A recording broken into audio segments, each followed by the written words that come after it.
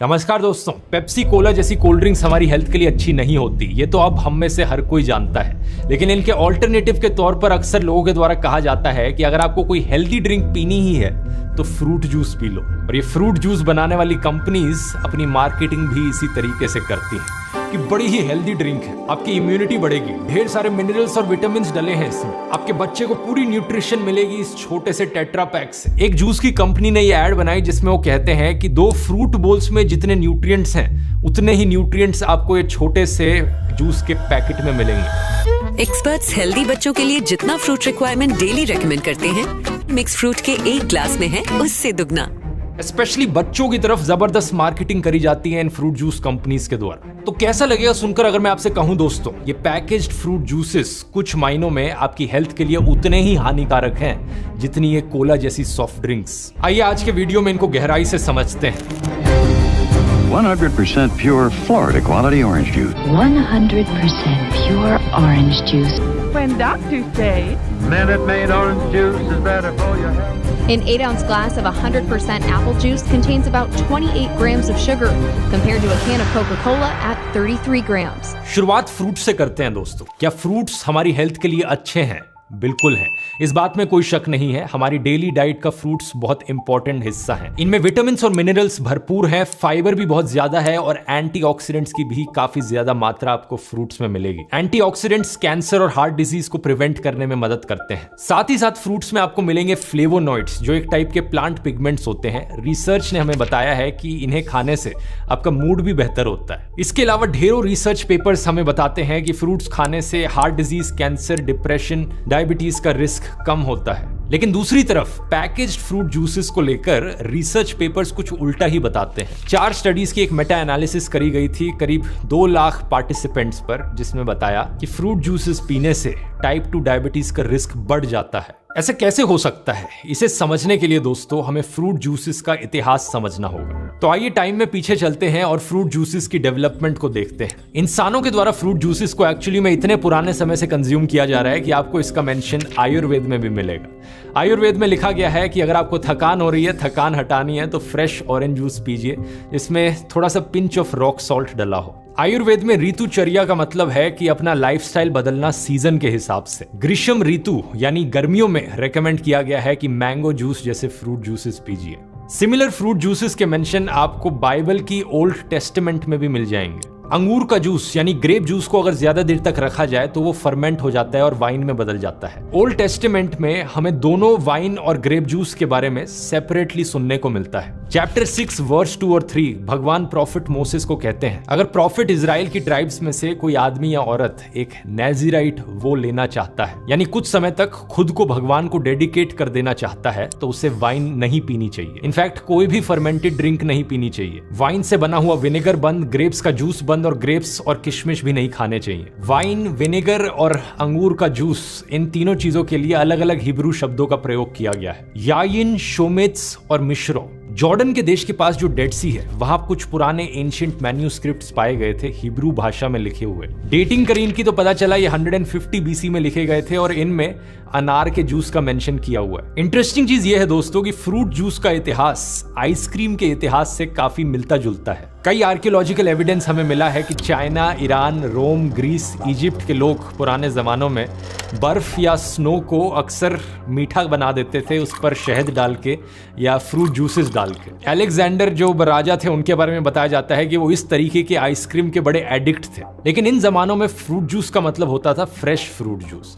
अब अगर हम टाइम में फास्ट फॉरवर्ड करें तो 1750 के अराउंड हमें पहला केस देखने को मिलता है जहां पर फ्रूट जूस को प्रिजर्व किया जाने लगा। इस जमाने में दोस्तों जो इंग्लिश सेलर्स होते थे, जो जहाजों पर निकलते थे अपनी लंबी वॉयजेस करने के लिए, उन सेलर्स में पाया गया था कि स्कर्वी नाम की एक बीमारी बड़ी कॉमन होती थी। स्कर्वी एक्चुअली में विटामिन सी की डेफिशिएंसी की वजह से होता है। विटामिन सी का आविष्कार होने में अभी भी 180 साल बाकी थे, लेकिन डॉक्टर जेम्स लिंड के एक्सपेरिमेंट्स ने पता लगाया कि ये जो स्कर्वी की बीमारी है इससे बचा जा सकता है संतरे और नींबू खाकर। तो इंग्लैंड की जो रॉयल नेवी थी उन्होंने मैंडेटरी किया कि जो सेलर्स जहाज में जा रहे हैं उन्हें लाइम जूस और लेमन जूस दिया जाए। लेकिन प्रॉब्लम ये थी कि इस जूस को प्रिजर्व करके कैसे रखा जाए, ये खराब हो जाएगा ये महीनों लंबे सफर में। किसी ने नोटिस किया कि इस फ्रूट जूस को प्रिजर्व किया जा सकता है अगर इसमें रम, पानी और चीनी मिला दी जाए तो। और ये जो कॉम्बिनेशन है दोस्तों, फ्रूट जूस, रम, पानी और चीनी का, ये एक पॉपुलर कॉकटेल है जो कि आज के दिन भी आपको पीने को मिलेगी, जिसका नाम है डाइकिरी।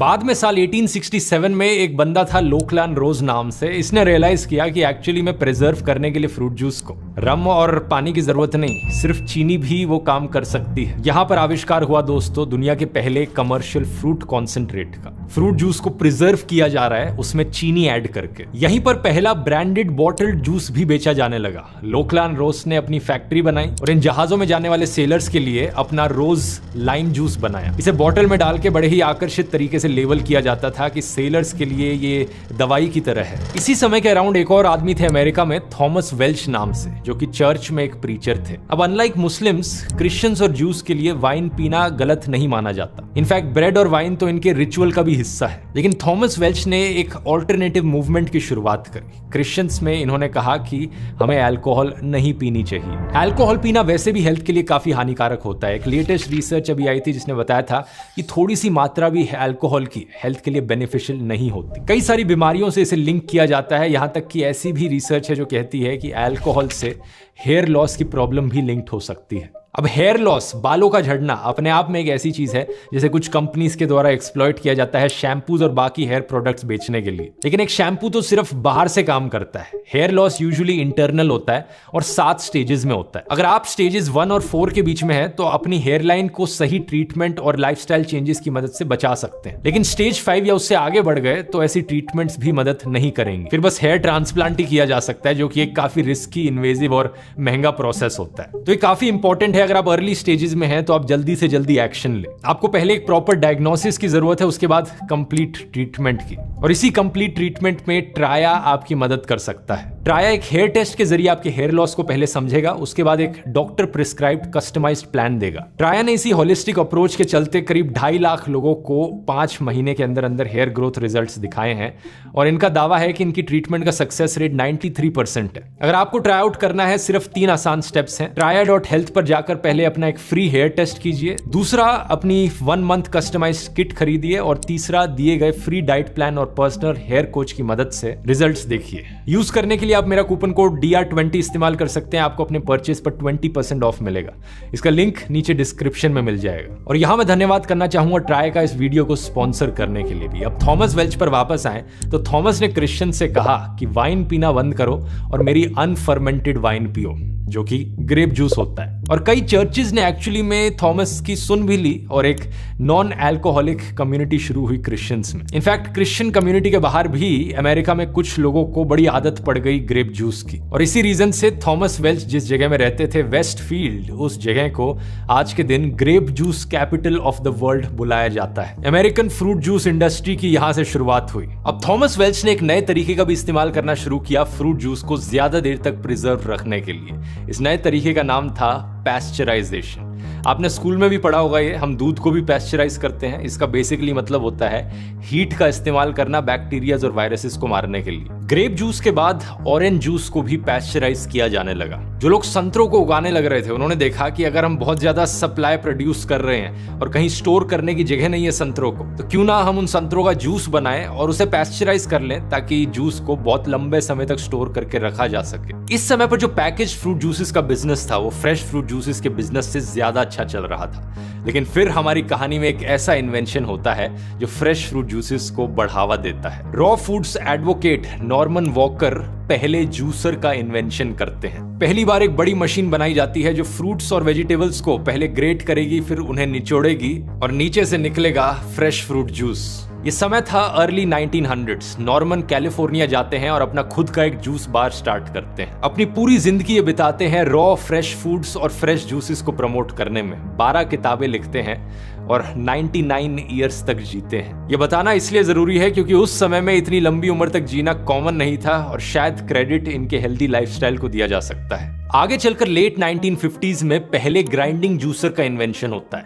इसे चैंपियन जूसर कहा जाता है। इसके बाद फिर आते हैं सेंट्रीफ्यूगल जूसर्स। इन आविष्कारों के बाद जो फ्रूट जूस निकालने वाली मशीन्स थी वो और कॉम्पैक्ट, कन्वीनियंट और छोटी बन जाती हैं, जिसका मतलब ये कि लोग अपने घरों में ये मशीन्स खरीद के रख सकते हैं। यहाँ पर कोल्ड प्रेस जूसर्स और सेंट्रीफ्यूगल जूसर्स के बारे में अक्सर एक डिबेट रहती है कि सेंट्रीफ्यूगल जूसर्स उतना अच्छा जूस नहीं निकालते, क्योंकि हीट और ऑक्सीडेशन की वजह से जो एंजाइम्स और न्यूट्रिएंट्स होते हैं फ्रूट्स में वो और कम हो जाते हैं। लेकिन इस चीज का कोई भी साइंटिफिक एविडेंस एग्जिस्ट नहीं करता, क्योंकि सेंट्रीफ्यूगल जूसर्स में भी जो टेम्परेचर है वो कोई इतना ज्यादा हाई नहीं होता। और जो रिसर्च करी गई है उनसे हमें यही पता लगता है कि न्यूट्रिशनली ऑलमोस्ट सिमिलर है जूस जो कोल्ड प्रेस जूसर से निकलता है और जो सेंट्रीफ्यूगल जूसर से निकलता है, क्योंकि अल्टीमेटली दोनों जगह से फ्रेश फ्रूट जूस ही निकल रहा है। पैकेट जूसेस की कहानी में टर्निंग पॉइंट आता है साल 1963 में, जब एक स्वीडिश कंपनी टेट्रा पैक नाम से अपना टेट्रा ब्रिक पैकेट इंट्रोड्यूस करती है। सही सुना आपने दोस्तों, इस कंपनी का नाम ही टेट्रा पैक था और आज के दिन हम इस टाइप के पैकेट को टेट्रा पैक नाम से ही जानते हैं। दुनिया भर में ये इतना पॉपुलर है टेट्रा पैक। इस कंपनी के मालिक थे एक स्वीडिश इंडस्ट्रियलिस्ट रूबन रॉयसिंग।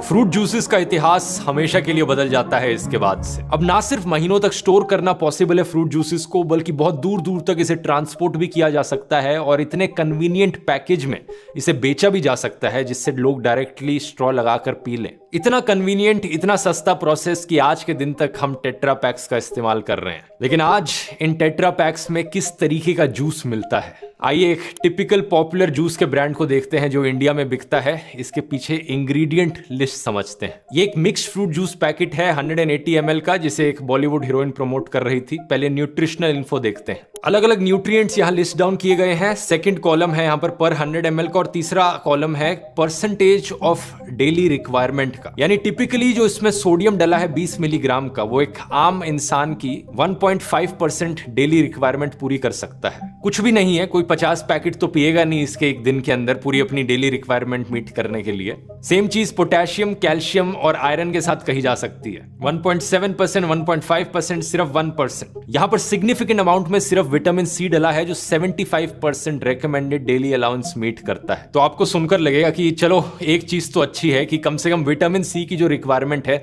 वो पूरी हो जाएगी इस जूस को पीने के बाद। बात बिल्कुल सही है, लेकिन चीज नोट करने वाली ये है दोस्तों कि विटामिन सी वैसे ही बहुत अबंडेंटली पाया जाता है नेचर में। अगर आपका बच्चा एक नींबू पानी का ग्लास पिएगा जिसमें एक नींबू का जूस डला हो, सारी रेकमेंडेड डेली अलाउंस पूरी हो जाएगी। वो नहीं पीना तो आधा संतरा काफी है पूरी डेली रिक्वायरमेंट मीट करने के लिए। और आमले का तो बहुत छोटा सा पीस, सिर्फ 1/10 ऑफ एक आमला सारी डेली अलाउंस पूरी कर सकता है। तो हाँ दोस्तों, हम उस 1700s के जमाने में नहीं जी रहे कि हम सब सेलर्स हो, जहाजों में बैठ के दूर दूर तक जाना हो, हमारी विटामिन सी की रिक्वायरमेंट पूरी ना हो पा रही और हमें स्कर्वी हो जाए। आज के जमाने में विटामिन सी की रिक्वायरमेंट पूरी करना सबसे आसान चीज है। सिर्फ इसके लिए इस टेट्रा पैक के जूस को पीने की जरूरत नहीं। तो एड्स में जो क्लेम किया जाता है कि ये फ्रूट जूसेस बच्चे के न्यूट्रिशन का ध्यान रखेंगे, ऐसा कुछ भी नहीं है। विटामिन सी के अलावा इनमें और कोई भी न्यूट्रिएंट सिग्निफिकेंट मात्रा में मौजूद नहीं है। अब पीछे इंग्रेडिएंट लिस्ट चेक करते हैं। सबसे पहली चीज यहाँ पर आपको दिखेगी पानी, वाटर, और इसके बाद लिखा गया है कॉन्सेंट्रेटेड फ्रूट जूस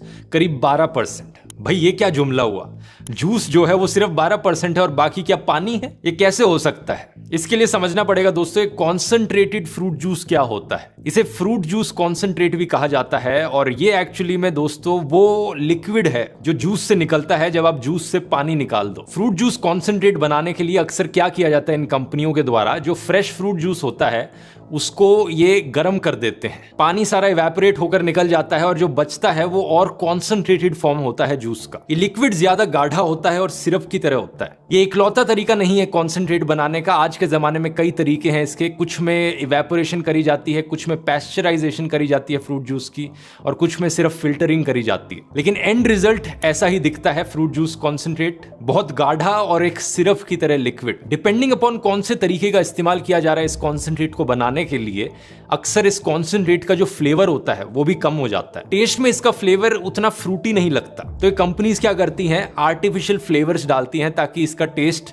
वापस फ्रूट जैसा बने। और फिर इन फ्रूट जूस कॉन्सेंट्रेट्स को पानी के साथ मिक्स किया जाता है ये पैकेज्ड फ्रूट जूसेस बनाने के लिए। अब आप यहां पर पूछोगे भाई ये क्या मसला हुआ, पहले पानी को इवेपोरेट करके बाहर निकाला, कॉन्सेंट्रेट बनाया और फिर बाद में पानी के साथ मिक्स करके वापस से फ्रूट जूस बना दिया। ऐसा क्यों किया जा रहा है? ऐसा इसलिए किया जा रहा है दोस्तों क्योंकि इस कॉन्सेंट्रेट को ज्यादा देर तक स्टोर करके रखा जा सकता है। इतनी जल्दी खराब नहीं होता है जितनी जल्दी कोई फ्रेश फ्रूट जूस खराब हो जाता है। तो कंपनीज के लिए पैकेजिंग कॉस्ट बचती है, स्टोरेज कॉस्ट बचती है और ट्रांसपोर्टेशन कॉस्ट बचती है। लेकिन दूसरी तरफ इन कॉन्सेंट्रेट्स का नुकसान यह है कि ज्यादातर न्यूट्रिएंट्स भी खत्म हो जाते हैं। खुद ही सोचकर देखो, यहां पर आपने फ्रेश फ्रूट जूस निकाला, उसका कॉन्सेंट्रेट बनाया, उसे इवेपोरेट करके पैस्चराइज करके गर्म किया आपने फ्रेश फ्रूट जूस को, और फिर उसे महीनों तक आप रखना चाहो एक जगह पर, कहां से वो बात रहेगी। यही कारण है इस इंग्रेडिएंट लिस्ट में आप आगे देखोगे इन्होंने लास्ट में लिख रखा है फ्लेवर्स ऐड किए गए हैं, natural and nature identical flavouring substances. कुछ नेचुरल फ्लेवर्स ऐड किए गए हैं ताकि इसका टेस्ट वापस फ्रूट जूस जैसा हो, और कुछ नेचर आइडेंटिकल फ्लेवरिंग सब्सटेंसेस यानी कुछ ऐसे केमिकल्स जिनका टेस्ट नेचर में मौजूद सब्सटेंसेस से काफी सिमिलर हो। और फिर इतनी सारी प्रोसेसिंग करने के बाद अक्सर कलर भी लूज हो जाता है, जो जूस का एक्चुअल कलर होता है। ये कंपनीज चाहती हैं कि इनका कलर वैसा ही लगे जैसे फ्रेश फ्रूट जूसेस का लगता है, तो कलर्स भी ऐड किए जाते हैं। इस केस में INS 160A2 और 3 ये वाला कलर है बीटा कैरोटीन। इसके बाद बाकी इंग्रेडिएंट्स आपको मिल जाएंगे। एसिडिटी रेगुलेटर जो डाल रखा है INS 330, एंटीऑक्सीडेंट INS 300 जो कि सिट्रिक एसिड और एस्कॉर्बिक एसिड होता है, स्टेबलाइजर INS 440 जो कि पेक्टिन होता है, एक नेचुरल पॉलीसैकेराइड। अक्सर ये जो सिट्रिक एसिड ये दोबारा से डालते हैं ताकि जूस में थोड़ा और टेस्ट आए। और फिर आता है फाइनली हमारा सबसे खतरनाक इंग्रेडिएंट जो कि है शुगर। चीनी कितनी मौजूद है इसमें? 13.4 ग्राम्स पर 100 ml। शॉकिंग चीज पता है क्या है दोस्तों? अगर आपको मेरा कोल्ड ड्रिंक्स वाला वीडियो याद है, उस वीडियो के शुरू में ही मैंने बताया था ये जो कोल्ड ड्रिंक्स है इनमें कितनी चीनी डली होती। अगर आपको याद हो ये नंबर था 10 to 13 ग्राम्स पर 100 ml की रेंज में। यहाँ पर जो चीनी है वो ऑलमोस्ट सिमिलर है एक फ्रूट जूस में और सॉफ्ट ड्रिंक में। और यही सबसे बड़ा कारण है दोस्तों कि शुरू में जैसा मैंने आपको बताया था, डायबिटीज 2 का रिस्क बहुत ज्यादा बढ़ जाता है ऐसे पैकेज्ड फ्रूट जूस रेगुलरली पीने से। इसका ब्लेम सीधा इन कंपनीज पर जाता है क्योंकि यहाँ पर एडिड शुगर की मात्रा 13.4 में से 7.4 ग्राम्स पर 100 ml है। यानी ये एक्स्ट्रा शुगर है जो इन कंपनीज ने डाली है अपने पैकेट्स में। नेचुरली जो शुगर मौजूद है वो 13.4 माइनस 7.4 ग्राम्स। और जैसा मैंने आपको कोल्ड ड्रिंक्स वाले वीडियो में बताया था, अमेरिकन हार्ट एसोसिएशन बताता है कि हमारी बॉडी को कोई भी एडिड शुगर की जरूरत नहीं है। लेकिन फिर भी अगर आप इंसिस्ट करते हैं कि आप एडिड शुगर कंज्यूम करेंगे, तो उनका कहना है कि जो बच्चे हैं जिनकी उम्र 7 से 10 साल की है उनके लिए 24 ग्राम प्रतिदिन शुगर की लिमिट होनी चाहिए। और अगर कोई बच्चा इस पैकेज्ड फ्रूट जूस को पीता है, 180 ml का पैक है ये, तो एडिड शुगर की मात्रा यहाँ पर 13.32 ग्राम हुई, यानी आधी से भी ज्यादा डेली शुगर कंजम्पशन जितनी हो सकती है एक बच्चे के लिए, वो सब इस फ्रूट जूस के पैकेट में मौजूद है। अगर आप हर रोज इस एक फ्रूट जूस के पैकेट को कंज्यूम करेंगे, हैरानी मत मानना आगे चल के अगर आपको डायबिटीज हो जाए और आपको मन ही मन में लगता रहे कि मैंने तो पूरी जिंदगी बड़ी एक हेल्दी डाइट ली है, हेल्दी जूसेस पिए हैं सिर्फ। यहाँ पर मैं किसी एक फ्रूट जूस कंपनी पर उंगली नहीं उठा रहा हूँ क्योंकि सभी की हालत ऐसी है। ये एक और फ्रूट जूस कंपनी के जूस का एग्जांपल लेकर देख लो, कोई ज्यादा डिफरेंस नहीं मिलेगा आपको। Similar calories, similar added sugars. Ingredient की लिस्ट में देखोगे तो कुछ में स्टेबलाइजर्स डाल रखे हैं, कुछ में ये स्वीटनर 960 भी डाल रखा है। ओवरऑल ये फ्रूट जूसेस ना ही नेचुरल है ना ही आपके लिए हेल्दी है, इवन दो इनकी एड्स आपको ये बार बार कहती हैं। न्यूट्रिएंट्स और एंटीऑक्सीडेंट से भरे बेरी से बना है नया mix berries. 100% has the juice of 17 oranges in every 1 liter pack. अब ये जो चीज मैं आपको कहने लग रहा हूँ, यही चीज एंजेलिना लुइस नाम की एक औरत ने यूएस के कोर्ट में जाकर कही थी साल 2011 में। इस यंग औरत ने कैलिफोर्निया में एक केस फाइल किया ट्रॉपिकाना कंपनी के अगेंस्ट डिसेप्टिव एडवर्टाइजमेंट को लेकर। इस केस में कहा कि ये कंपनी अपनी एड्स दिखाते वक्त दिखा रही है कि एक संतरा रखा है जिसमें एक स्ट्रॉ डाल रखी है, मानो कि ये जूस जो आप पीने लग रहे हो ये 100% pure fresh natural orange juice हो, सीधा संतरों से निकला। लेकिन रियलिटी ऐसी नहीं है। इंस्टेड ये एक ऐसा प्रोडक्ट है जिसे साइंटिफिकली इंजीनियर किया गया है, लेबोरेटरी में मैन्युफैक्चर किया गया है, तभी रीजन है कि 2 महीने से ज्यादा तक आप इसे स्टोर करके रख सकते हो। कोर्ट में बड़ी लंबी बैटल चली इस चीज को लेकर, 7 साल लग गए, लेकिन एंड में जाकर एंजेलिना ये केस हार गई टेक्निकल ग्राउंड्स के नाम पर। शायद से यही चीज होगी अगर हम में से कोई इंडिया में इनके खिलाफ केस फाइल करने की कोशिश करेगा डिसेप्टिव टीवी एड्स को लेकर, कोई ना कोई टेक्निकल लूप होल यहाँ पर निकाल लेंगे और आप केस हार जाओगे। अब ये कोर्ट्स भले ही जजमेंट देते वक्त कोई ना कोई टेक्निकल प्रॉब्लम निकाल दे, लेकिन मुझे कोई टेक्निकल प्रॉब्लम नहीं है अपनी जजमेंट देने में। ये बात बड़ी क्लियर है कि fresh fruit juice package fruit juice के कंपैरिजन में कहीं ज्यादा बेहतर है। इतना ज्यादा फर्क है इसमें कि पैकेज फ्रूट जूस को तो पीना भूल ही जाओ आप। स्पेशली बच्चों को तो ये बिल्कुल नहीं देना चाहिए क्योंकि शुगर की मात्रा इसमें इतनी ज्यादा है, ये बेसिकली सॉफ्ट ड्रिंक पीने जैसा ही है। अब फ्रेश फ्रूट जूसेस की अगर बात करी जाए तो यहाँ पर भी जजमेंट बड़ी क्लियर है। फ्रेश फ्रूट खाना फ्रेश फ्रूट जूस पीने से भी बेहतर है। आप पूछोगे ऐसा क्यों है? ऐसा इसलिए क्योंकि जूसिंग का जो प्रोसेस होता है उसमें जो फाइबर की मात्रा मौजूद होती है फ्रूट में वो बहुत घट जाती है। आपकी बॉडी को फाइबर की जरूरत होती है, वो फाइबर जो एक इंपॉर्टेंट न्यूट्रिएंट है वो आपको जूस में नहीं मिलेगा, सिर्फ फ्रूट में मिलेगा। दूसरा कारण है कि जूस जो है वो फ्लूइड है, फ्रूट सॉलिड है, तो जूस आपकी बॉडी के अंदर ज्यादा तेजी से अब्सॉर्ब होता है। तेजी से अब्सॉर्ब होने का मतलब है कि आपकी ब्लड शुगर में चेंजेस ज्यादा तेजी से आते हैं, इंसुलिन लेवल आपके ज्यादा तेजी से बदलते हैं। शॉर्ट टर्म में एक दो बारी के लिए कोई इतनी बेकार चीज नहीं है, लेकिन लॉन्ग टर्म में अगर बार बार ऐसा होता रहा, सालों भर ऐसा होता रहा, तो इससे ब्लड शुगर में प्रॉब्लम्स आ सकती है। इसे अवॉइड करने की एक बड़ी ही सिंपल टेक्निक है, जब भी आप फ्रेश फ्रूट जूस पिए कभी भी खाली पेट पर मत पीजिए। अब या तो खाना खाते हुए फ्रेश फ्रूट जूस को पीजिए या फिर खाना खाने के बाद भरे हुए पेट पर फ्रूट जूसेस को पीजिए। इससे जो आपके ब्लड शुगर लेवल्स में स्पाइक्स हैं वो नहीं आएंगे, क्योंकि जो खाना आप खा रहे हैं उसके साथ साथ धीरे धीरे ये फ्रूट जूस डाइजेस्ट होगा और लेवल्स ज्यादा कंट्रोल में रहेंगे। और ऑफ कोर्स ये भी चीज याद रखने वाली है कि moderation is the key. Fresh fruit juice अच्छा है हेल्थ के लिए, इसका मतलब ये नहीं कि 2-2, 3-3 लीटर रोज पी जाओ। फ्रूट्स में भी नेचुरल शुगर मौजूद होती है और कैलोरीज बहुत कॉन्सेंट्रेटेड होती हैं जूस में फ्रूट्स के कंपैरिजन में, तो ज्यादा पियोगे तो उससे भी वेट गेन हो सकता है। कितनी मात्रा यहाँ पर सही है एक आम एडल्ट के लिए और 7+ ईयर्स बच्चों के लिए? कहा जाता है कि करीब 8 ounce cup of fruit juice हर दिन पिया जा सकता है, जो कि 237 ml के अराउंड होता है। तो basically 1 glass fresh fruit juice का पीना अच्छा है। यहाँ पर एक और हेल्दियर सब्स्टिट्यूट है फ्रेश फ्रूट जूस का, जो कि है स्मूदीज। स्मूदीज को बनाते वक्त आप नॉर्मली एक ब्लेंडर का इस्तेमाल करते हैं जिसमें फ्रूट को डायरेक्टली डाल देते हैं, तो यहाँ पर फ्रूट का जो फाइबर है वो लूज नहीं होता। अक्सर आप इसे बाकी नट्स, सीड्स और वेजिटेबल्स के साथ ही ब्लेंड कर सकते हैं या किसी और फ्लावर के साथ ब्लेंड कर सकते हैं, तो और भी हेल्दी स्मूदी निकल कर आती है। तो उम्मीद करता हूँ वीडियो इन्फॉर्मेटिव लगा होगा। अपने फ्रेंड्स और फैमिली के साथ शेयर कीजिए ताकि सबको ये इन्फॉर्मेशन पता चले। और नेक्स्ट वीडियो इस सीरीज का कौन से टॉपिक पर चाहेंगे नीचे कमेंट्स में लिखकर बता सकते हैं। पुराने वीडियोस अगर आपने नहीं देखे इस सीरीज में तो यहाँ क्लिक करके देख सकते हैं। ब्रेड और कोल्ड ड्रिंक्स पर बनाया है। बहुत बहुत धन्यवाद।